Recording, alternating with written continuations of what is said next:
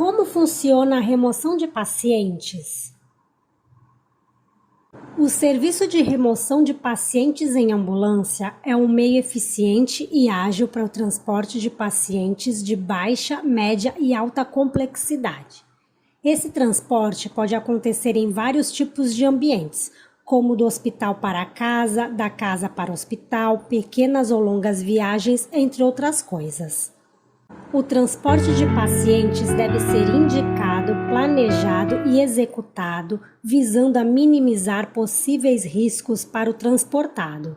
O transporte deve ser seguro e eficiente, sem expor o paciente a riscos desnecessários, evitando assim agravar seu estado clínico. O que é serviço de transporte? Apesar do nome, é válido salientar que o serviço de transporte oferece muito mais do que apenas o traslado.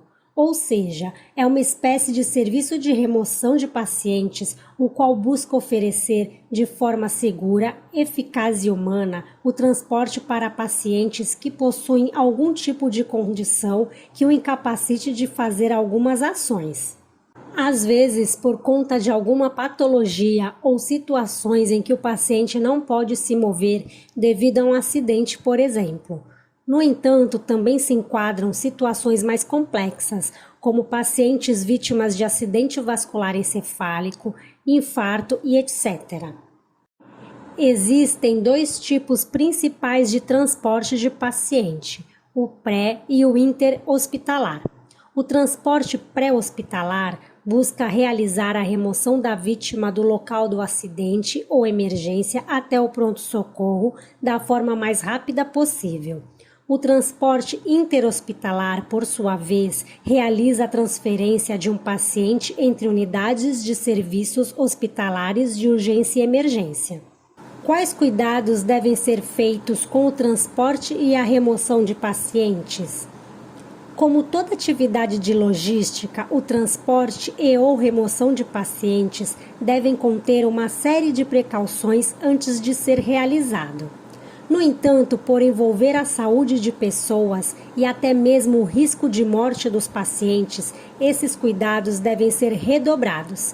Entre eles estão o treinamento prévio de toda a equipe, a escolha correta das ambulâncias utilizadas no transporte de acordo com as necessidades do paciente, o detalhamento das doenças e condições do paciente para os socorristas, a verificação do material e dos equipamentos a serem utilizados, a avaliação dos riscos e benefícios envolvidos no transporte de paciente, o tempo de transporte, distância e condições do trajeto a ser percorrido, a avaliação das possibilidades de complicação do paciente ou do transporte durante a atividade.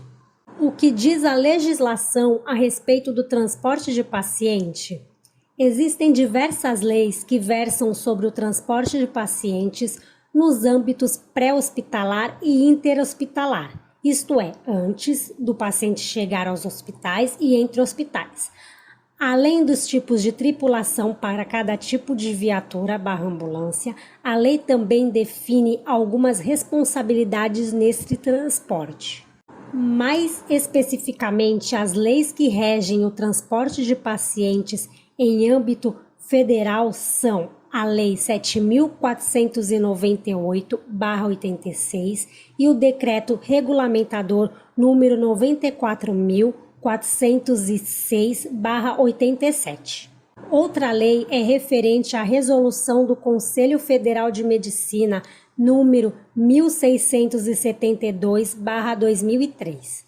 De acordo com o Conselho, ficou acordado que toda remoção de paciente deve ser feita apenas com o acompanhamento de responsáveis médicos, os quais todos devem ser treinados para o atendimento de emergência.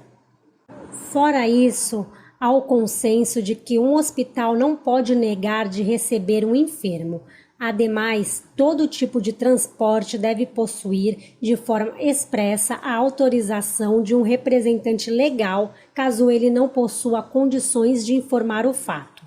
Contudo, ainda existem certas particularidades que essa resolução indica, em especial em relação ao transporte aquático, aéreo e neonatal.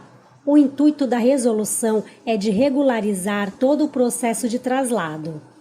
Dessa forma, procura garantir todos os direitos dos pacientes e dos médicos que acompanham as ambulâncias de emergência médica.